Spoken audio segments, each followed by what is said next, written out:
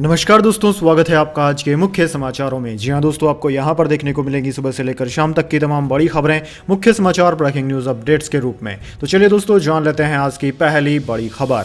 मैं ही अध्यक्ष, चाहे उम्र 82 हो या 92। अजीत के उम्र वाले बयान पर शरद पवार का पलटवार। जी हां दोस्तों, एनसीपी वर्किंग कमेटी की गुरुवार को हुई बैठक के बाद पार्टी चीफ शरद पवार ने अजीत पवार के बयान पर पलटवार करते हुए कहा कि उम्र चाहे 82 हो या 92, अध्यक्ष में ही रहूंगा। बैठक में भी शरद पवार में आस्था का प्रस्ताव पारित किया गया। बैठक में एनसीपी के मौजूदा संकट के बाद महत्वपूर्ण प्रस्ताव पारित हुए हैं। इनमें एनसीपी वर्किंग कमेटी ने शरद पवार के बागी नेताओं के बर्खास्तगी के फैसले का समर्थन किया। वर्किंग कमेटी ने प्रफुल्ल पटेल, सुनील तटकरे और 9 एमएलए विधायकों के बर्खास्तगी के फैसले पर मोहर लगाई। पीसी चाको ने कहा कि रागपा कार्य समिति ने प्रफुल्ल पटेल, सुनील तटकरे समेत राजग से हाथ मिलाने वाले 9 लोगों को निष्कासित करने के फैसले को मंजूरी दे दी है। चुनाव आयोग में आगे की लड़ाई पर न्यूज 18 के सवाल पर शरद पवार ने कहा कि राजनीतिक दल महत्वपूर्ण है, न कि विधायक। हमारा विश्वास चुनाव आयोग पर है, हम चुनाव आयोग जाएंगे। इसके बाद दोस्तों, अगली बड़ी खबर। मानहानि मामले में सीएम अशोक गहलोत को समन, 7 अगस्त को दिल्ली की कोर्ट में होना होगा पेश। जी हां दोस्तों, मानहानि केस में राजस्थान के सीएम अशोक गहलोत को राउज एवेन्यू कोर्ट ने तलब किया है। कोर्ट ने 7 अगस्त को अशोक गहलोत को कोर्ट में पेश होने के निर्देश दिए हैं। गहलोत के खिलाफ मानहानि का केस केंद्रीय जल शक्ति मंत्री गजेंद्र सिंह शेखावत की ओर से दायर किया गया था। केंद्रीय मंत्री गजेंद्र सिंह शेखावत की ओर से मुख्यमंत्री अशोक गहलोत के खिलाफ दायर मानहानि के मामले में दिल्ली पुलिस को राउज एवेन्यू कोर्ट ने जांच के लिए समन दिया था। दरअसल दोस्तों, स्पेशल ऑपरेशन ग्रुप भारतीय पुलिस बल के अंतर्गत एक विशेष यूनिट है। उसने वर्ष 2019 में संजीवनी मामले में एफआईआर दर्ज की थी, जिसका नंबर 32 है। इस एफआईआर के आधार पर कई गिरफ्तारियां हुई थी। अब तक की पेश की गई दोनों चार्जशीट में गजेंद्र सिंह शेखावत को आरोपी नहीं बनाया गया। दोस्तों, आपकी जानकारी के लिए बता दें, मुख्यमंत्री गहलोत ने संजीवनी घोटाले में केंद्रीय मंत्री गजेंद्र सिंह शेखावत के शामिल होने के आरोप लगाए थे। इसके ऊपर ही शेखावत ने मानहानि का केस दायर किया था। इसके बाद दोस्तों, अगली बड़ी खबर। मुख्यमंत्री शिवराज ने पेशाब कांड पीड़ित आदिवासी के पैर धोए, हाथ पकड़कर सीएम हाउस ले गए, आरती उतारी और बोले माफी मांगता हूं। जी हां दोस्तों, सीधी पेशाब कांड पीड़ित आदिवासी युवक परिवार के साथ गुरुवार को सीएम शिवराज सिंह से मिलने पहुंचा। सीएम हाउस में मुख्यमंत्री शिवराज सिंह चौहान पीड़ित आदिवासी का हाथ पकड़कर उसे भीतर लेकर आए, कुर्सी पर बैठाया, पांव धोए, आरती उतारी और तिलक लगाया। शाल ओढ़ाकर शिवराज ने उसका सम्मान किया। उन्होंने कहा कि इस घटना से दुखी हूं, मैं आपसे माफी मांगता हूं, आप जैसे लोग मेरे लिए भगवान जैसे हैं। वहीं सीएम से मुलाकात के बाद पीड़ित आदिवासी ने कहा कि जो हुआ सो हुआ। इस घटना के सामने आने के बाद शिवराज ने कहा था कि आरोपी को ऐसी सजा मिले जो मिसाल बन जाए। कार्रवाई के बाद ट्वीट किया गया था कि एनएसए लगाया, बुलडोजर भी चलाया, जरूरत पड़ी तो अपराधियों को जमीन में गाड़ देंगे। आरोपी प्रवेश शुक्ला को मंगलवार देर रात गिरफ्तार कर लिया गया था। उस पर एनएसए लगाया गया है, अभी वह जेल में है। इसके बाद दोस्तों, अगली बड़ी खबर। चंद्रशेखर आजाद के हमलावरों के साथ जेल में मारपीट, जिलाधिकारी ने दिए जांच के आदेश। जी हां दोस्तों, सहारनपुर जिला कारागार में बंदी रक्षकों द्वारा भीम आर्मी संस्थापक चंद्रशेखर आजाद पर हमला करने वालों के साथ मारपीट का मामला सामने आया है। इस मामले को लेकर जिलाधिकारी ने जांच के आदेश दिए हैं। दोस्तों, आपकी जानकारी के लिए बता दें, जिलाधिकारी को भीम आर्मी के संस्थापक चंद्रशेखर के हमलावरों के परिजनों ने मिलकर एक प्रार्थना पत्र दिया था, जिसमें हमलावरों के परिजनों ने बताया था कि जिला कारागार में बंदी रक्षकों ने जिला कारागार में बंद हमलावरों के साथ मारपीट की, जिसमें जिलाधिकारी ने मामले का संज्ञान लेते हुए टीम गठित कर जांच के आदेश नगर मजिस्ट्रेट एवं पुलिस उपाधीक्षक द्वितीय को जांच सौंपी है और निष्पक्ष कार्यवाही की जिलाधिकारी ने बात कही है। इसके बाद दोस्तों, अगली बड़ी खबर। 14 जुलाई को दोपहर 2:35 पर चंद्रयान 3 की होगी लॉन्चिंग, इसरो ने दी जानकारी। जी हां दोस्तों, भारतीय अंतरिक्ष अनुसंधान संगठन इसरो ने चंद्रयान 3 की लॉन्चिंग डेट की घोषणा कर दी है। इस बात की जानकारी इसरो ने ट्वीट करके दी। ट्वीट में बताया गया है कि चंद्रयान 3 को 14 जुलाई के दिन दोपहर के समय लॉन्च किया जाएगा। इसरो ने ट्वीट में लिखा कि चंद्रयान 3 के प्रक्षेपण की घोषणा LVM-3M4 चंद्रयान 3 मिशन की लॉन्चिंग अब निर्धारित है। इसे SDSC श्रीहरिकोटा से 14 जुलाई 2023 को दोपहर 2:35 पर लॉन्च किया जाएगा। वहीं चंद्रयान 3 मिशन को लेकर अध्यक्ष सोमनाथ S ने कहा कि इसरो 23 अगस्त या 24 अगस्त को चंद्रमा पर सॉफ्ट लैंडिंग करने का प्रयास करेगा। इससे पहले इसरो ने आंध्र प्रदेश के श्रीहरिकोटा से के सतीश धवन अंतरिक्ष केंद्र में बुधवार यानी कि 5 जुलाई को चंद्रयान 3 अंतरिक्ष यान को अपने नए प्रक्षेपण रॉकेट LVM-3 से जोड़ा था। चंद्रमा की सतह पर सुरक्षित रूप से उपकरण उतारने और उनसे अन्वेषण गतिविधियां कराने के लिए चंद्रयान 2 के बाद इस महीने चंद्रयान 3 प्रक्षेपित किया जाने वाला है। इसके बाद दोस्तों अगली बड़ी खबर, पायलट के रोल पर हाईकमान करेगा फैसला, नेताओं को नसीहत, बयानबाजी की तो कार्यवाही होगी, एकजुट होकर चुनाव लड़ें। जी हां दोस्तों, एआईसीसी मुख्यालय में राजस्थान के मुद्दे पर बैठक खत्म हो गई है। करीब 4 घंटे चली बैठक में सभी नेताओं ने राजस्थान से जुड़े मामलों पर फैसले हाईकमान पर छोड़ दिए हैं। हाईकमान जो फैसला करेगा वह सबको मान्य होगा। सचिन पायलट का रोल तय करने पर भी हाईकमान फैसला करेगा। बैठक में राहुल गांधी और राष्ट्रीय अध्यक्ष मल्लिकार्जुन खड़गे ने राजस्थान के नेताओं को एकजुट होकर चुनाव लड़ने को कहा है। यह भी कहा है कि अब किसी तरह के मतभेद की बात सामने नहीं आनी चाहिए, बयानबाजी करने पर कार्रवाई होगी। बैठक में नेताओं ने एकजुट होकर चुनाव लड़ने का भरोसा दिलाया है। बैठक के बाद संगठन महासचिव केसी वेणुगोपाल ने पायलट मुद्दे का समाधान निकालने और अब कोई भी मुद्दा नहीं होने का दावा किया है। कहा है कि सचिन पायलट आज की बैठक में यूनिटी को लेकर बहुत अच्छा बोले और उन्होंने विश्वास जताया कि हम दोबारा सरकार बनाएंगे। इसके बाद दोस्तों अगली बड़ी खबर, डिप्टी सीएम तेजस्वी के खिलाफ मानहानि का मामला, ठग होते हैं गुजराती, विवादित बयान पर अहमदाबाद कोर्ट में 21 जुलाई को होगी सुनवाई। जी हां दोस्तों, गुजरातियों को ठग कहने के मामले में बिहार के डिप्टी सीएम तेजस्वी यादव के खिलाफ समन भेजने पर आज अहमदाबाद मेट्रो कोर्ट में सुनवाई हुई। 2 और गवाहों के बयान आज दर्ज किए गए। अन्य 2 गवाह 21 जुलाई को कोर्ट में पेश होंगे। इनके बयान दर्ज होने के बाद कोर्ट मामले की सुनवाई करेगा। याचिकाकर्ता के वकील प्रफुल्ल पटेल ने बताया कि 21 जुलाई को दोनों गवाहों के बयान दर्ज होने के बाद हम क्लोजिंग की प्रोसेस पूरी करेंगे। इसके बाद कोर्ट से नियम 204 की प्रक्रिया के तहत तेजस्वी यादव को समन भेजने का अनुरोध किया जाएगा। दोस्तों, डिप्टी सीएम ने गुजरातियों को ठग कहा था। इसके बाद गुजरात के व्यापारी हरीश मेहता ने बयान पर आपत्ति जताते हुए केस दर्ज कराया था। कोर्ट ने इस केस में सुनवाई के लिए पहले 1 मई की तारीख तय की थी, जिसकी अगली तारीख 8 मई और उसके बाद 19 मई तय की गई थी। इसके बाद दोस्तों अगली बड़ी खबर, टूट गया कन्हैया के प्रदेश अध्यक्ष बनने का सपना, कांग्रेस ने थमा दी अब यह जिम्मेदारी। जी हां दोस्तों, कांग्रेस ने गुरुवार को कन्हैया कुमार को national students union of India का प्रभारी नियुक्त किया। पार्टी के मुताबिक कांग्रेस अध्यक्ष मल्लिकार्जुन खड़गे ने कन्हैया कुमार को तत्काल प्रभाव से भारतीय राष्ट्रीय छात्र संघ NSUI का प्रभारी नियुक्त किया है। साल 2021 में JNU छात्र संघ के पूर्व अध्यक्ष कन्हैया कुमार भारतीय कम्युनिस्ट पार्टी से कांग्रेस में शामिल हुए थे। कन्हैया कुमार के नाम की चर्चा राहुल गांधी के बेहद करीबी नेताओं में होती है। राहुल गांधी की भारत जोड़ो यात्रा में वो कंधे से कंधा मिलाकर चल रहे थे। केंद्र की नरेंद्र मोदी सरकार के खिलाफ मुखर नेताओं में भी वो सबसे आगे नजर आते रहे हैं। राहुल गांधी से उनके तालमेल को देखते हुए ऐसा माना जा रहा था कि उन्हें दिल्ली कांग्रेस का अध्यक्ष बनाया जा सकता है। इस बात की चर्चा भी तेज थी। यही नहीं, बिहार में उनकी पकड़ और वहां से होने की वजह से इस बात की भी अटकलें लगाई गई थी कि उन्हें बिहार कांग्रेस का प्रमुख भी बनाया जा सकता है। हालांकि दोनों ही बातें अटकलों पर ही रह गई और उन्हें पार्टी के छात्र विंग का प्रभारी बना दिया गया। इसके बाद दोस्तों अगली बड़ी खबर, लोकसभा इलेक्शन 2024, पंजाब की सभी 13 सीटों पर अकेले चुनाव लड़ेगी बीजेपी, शीअद से अब नहीं होगा गठबंधन। जी हां दोस्तों, गुजरात के पूर्व सीएम और बीजेपी नेता विजय रूपाणी ने गुरुवार को बड़ा ऐलान किया। उन्होंने कहा कि पंजाब में लोकसभा की सभी 13 सीटों पर बीजेपी अकेले चुनाव लड़ेगी। आगामी 2024 के चुनाव में बीजेपी पीएम मोदी के नेतृत्व में चुनाव लड़ेगी और दिल्ली में तीसरी बार सरकार बनाएगी। इससे पहले पंजाब बीजेपी प्रदेश अध्यक्ष सुनील जाखड़ से जब अकाली दल से गठबंधन को लेकर कहा था कि पंजाब में गठबंधन को लेकर फैसला हाईकमान को लेना है। साथ ही उन्होंने कहा कि अब बीजेपी पंजाब में सभी 13 लोकसभा और 117 विधानसभा क्षेत्रों में पार्टी को एकमात्र विकल्प के रूप में स्थापित करेगी, यानी कि बीजेपी अपने आप को इतना मजबूत स्थिति में खड़ा करेगी कि उसे किसी साथी के सहारे की जरूरत ना पड़े। वहीं दोस्तों आपकी जानकारी के लिए बता दें, शिरोमणि अकाली दल के अध्यक्ष सुखबीर सिंह बादल ने बुधवार को पार्टी नेताओं के साथ बैठक की थी। मिली जानकारी के मुताबिक इस बैठक में बीजेपी के साथ दोबारा गठबंधन की संभावनाओं पर खुलकर चर्चा हुई थी। पार्टी अध्यक्ष ने गठबंधन को लेकर वरिष्ठ नेताओं की राय मांगी। पार्टी सूत्रों के मुताबिक टकसाली नेता गठबंधन के लिए राजी हैं। इसके बाद दोस्तों अगली बड़ी खबर, मोदी मंत्रिमंडल में जल्द होगा बदलाव, सुशील मोदी रविशंकर प्रसाद मंत्री बन सकते हैं। उन्हीं नेताओं को मौका मिलेगा जिनकी वोटर्स में पकड़ होगी। जी हां दोस्तों, केंद्रीय मंत्रिमंडल में जल्द बदलाव हो सकता है। ये सभी बदलाव इस साल के आखिर तक होने वाले 5 राज्यों के विधानसभा चुनाव और 2024 के लोकसभा चुनावों को ध्यान में रखकर किए जाएंगे। दोस्तों खास बात यह होगी कि मंत्रिमंडल में किसे जगह मिलेगी किसे नहीं, इसका पैमाना किसी मंत्रालय या मंत्री विशेष की सफलता असफलता से नहीं होगा। मिली जानकारी के अनुसार इस फेरबदल की अटकलों के बीच भाजपा के 3 मौजूदा केंद्रीय मंत्रियों और 2019 वाले पहले मंत्रिमंडल में शामिल रहे 2 मंत्रियों से बात की गई। इनमें यह बात सामने आई है कि पटना से रविशंकर प्रसाद दोबारा मंत्री बनाए जा सकते हैं। वहीं उनके साथ ही सुशील मोदी को भी कैबिनेट में शामिल किया जा सकता है। इसके बाद दोस्तों अगली बड़ी खबर, खालिस्तानियों पर इतनी सॉफ्ट क्यों है कनाडा सरकार, टुंड्रो ने दी सफाई।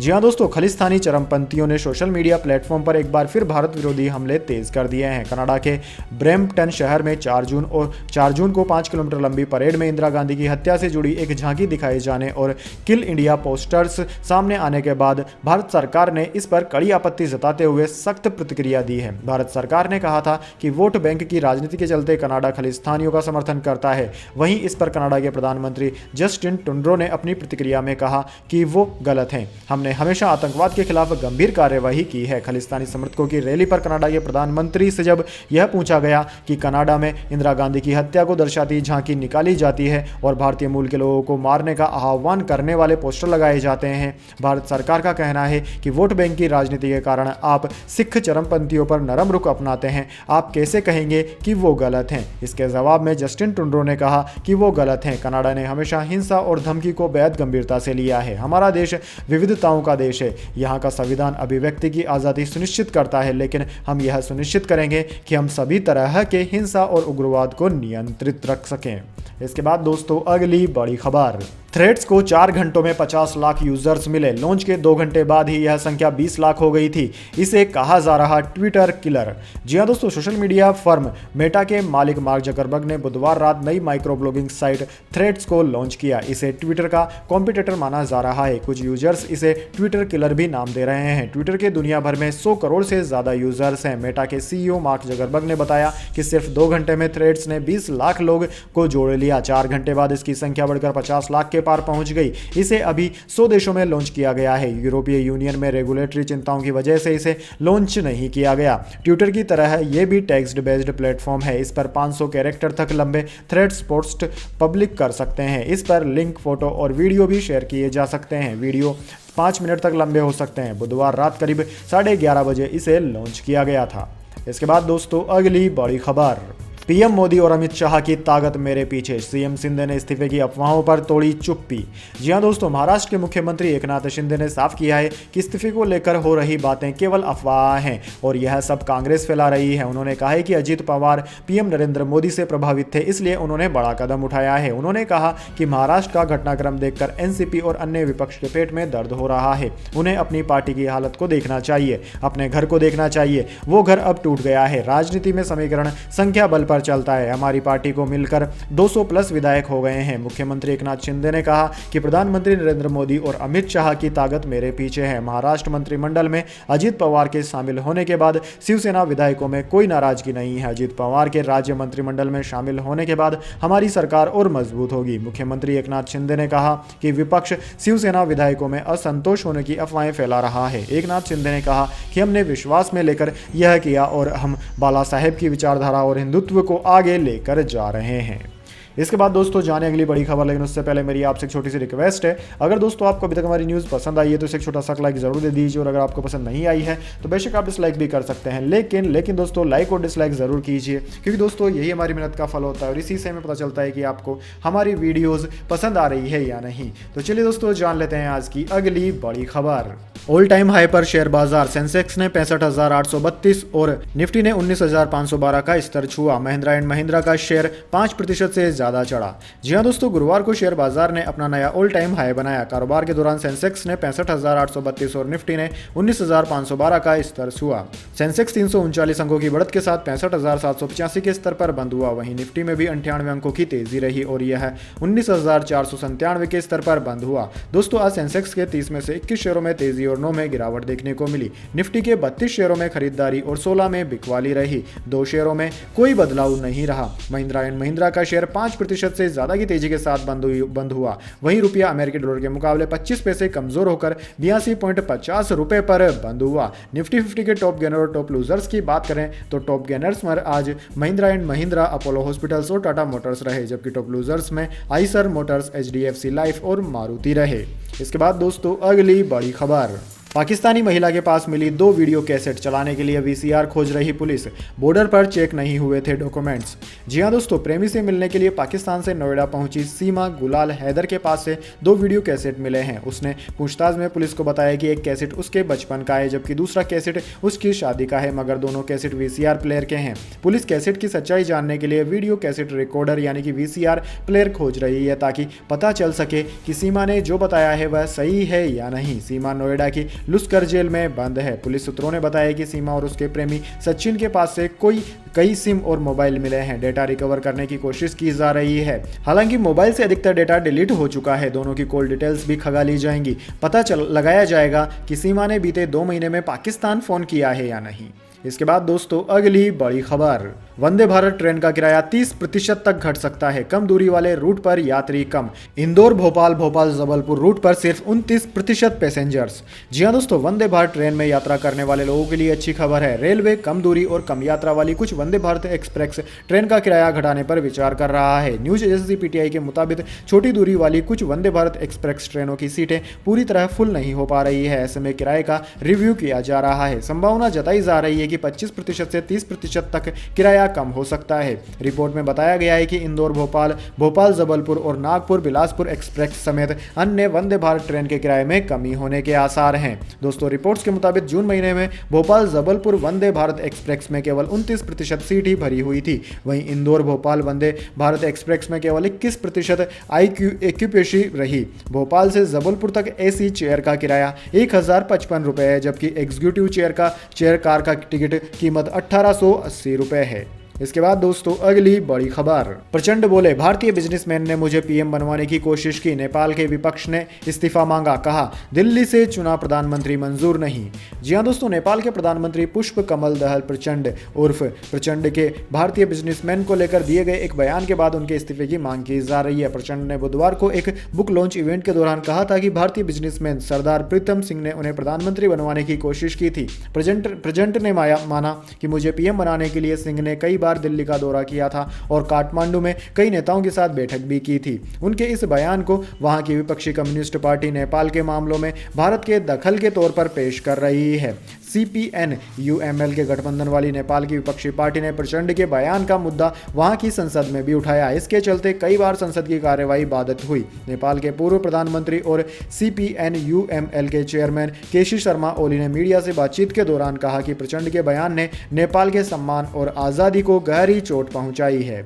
इसके बाद दोस्तों अगली बड़ी खबर, पुतिन के तख्तापलट की कोशिश करने वाले प्रिगोजिन हुए गायब। बेलारूस के राष्ट्रपति बोले मॉस्को में होंगे। वैगनर चीफ के घर से मिले डॉलर के बंडल। जी हाँ दोस्तों, रूस की बागी प्राइवेट आर्मी वैगनर के चीफ येवगेनी प्रिगोजिन बेलारूस से जा चुके हैं। बेलारूस के राष्ट्रपति अलेक्जेंडर लुकाशेंको ने इसकी पुष्टि की है। उन्होंने कहा है कि प्रिगोजिन अब हमारे देश में नहीं है, वो रूस के सेंट पीटर्सबर्ग या मॉस्को में होंगे। हालांकि उनकी एग्जैक्ट लोकेशन की जानकारी किसी के पास नहीं है। राइटर्स के मुताबिक लुकाशेंको ने बताया कि वैगनर यूनिट्स के बेलारूस में शिफ्ट होने को लेकर अभी भी रूस ने कोई फैसला नहीं किया है। फ्लाइट ट्रैकिंग डेटा के मुताबिक बुधवार को प्रिगोजिन से जुड़ा एक बिजनेसमैन जेट सेंट पीटर्सबर्ग से मॉस्को रवाना हुआ था। इसके बाद ये जेट गुरुवार को दक्षिणी रूस रवाना हो गया। हालांकि इस बात की जानकारी नहीं मिल सकी कि इसमें प्रिगोजिन सवार थे या नहीं।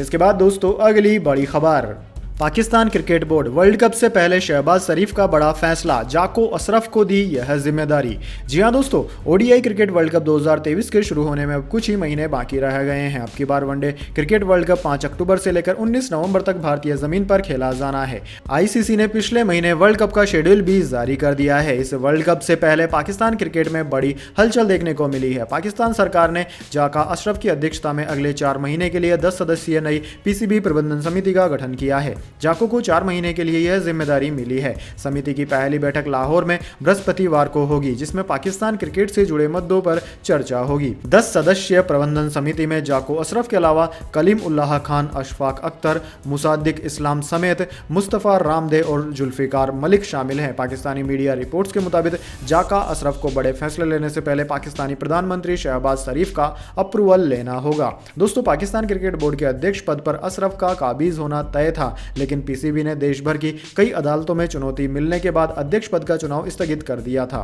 सरकार ने पीसीबी चुनाव आयुक्त अहमद शहजाद फारूक राणा को हटा दिया है। राणा की जगह सुप्रीम कोर्ट के वकील महबूब इकबाल खाकवानी को पीसीबी का चुनाव आयुक्त नियुक्त किया गया है। दोस्तों, आपकी जानकारी के लिए बता दें, अभी तक पाकिस्तान ने यह स्पष्ट नहीं किया है कि वह भारत में होने वाले वर्ल्ड कप में शामिल होगी या नहीं। यानी कि दोस्तों, यही समिति अब यह डिसाइड करेगी प्रधानमंत्री से पूछकर कि भारत में मैच खेलने के लिए जा सकती है पाकिस्तानी टीम या नहीं। तो दोस्तों, यह थी आज की तमाम बड़ी खबरें। इसके बाद दोस्तों बारी आती है आज के माइंड क्यूज क्वेश्चन की। जी हाँ दोस्तों, एक आसान से सवाल का जवाब देकर आप जीत सकते हैं एक सरप्राइज गिफ्ट हमारे यूट्यूब चैनल की ओर से। तो दोस्तों, आज का सवाल आपकी स्क्रीन पर आ चुका है। पाकिस्तान क्रिकेट टीम ने वनडे विश्व कप कौन से साल में जीता था? जी हाँ दोस्तों, अगर आप जानते हैं कि पाकिस्तान ने वनडे का विश्व कप कौन से साल में जीता था तो जल्दी से वह साल कमेंट बॉक्स में लिख दीजिए। अगर दोस्तों आपका जवाब होता है एकदम सही और आप चले जाते हैं लकी विजेता के रूप में, तो आपको मिल सकता है एक सरप्राइज गिफ्ट हमारे यूट्यूब चैनल की ओर से। तो दोस्तों जल्दी से अपना उत्तर कमेंट बॉक्स में लिख दीजिए, वीडियो को लाइक कर लीजिए और चैनल को सब्सक्राइब करके बेल आइकन भी दबा लीजिए। धन्यवाद। वंदे मातरम। जय हिंद, जय भारत।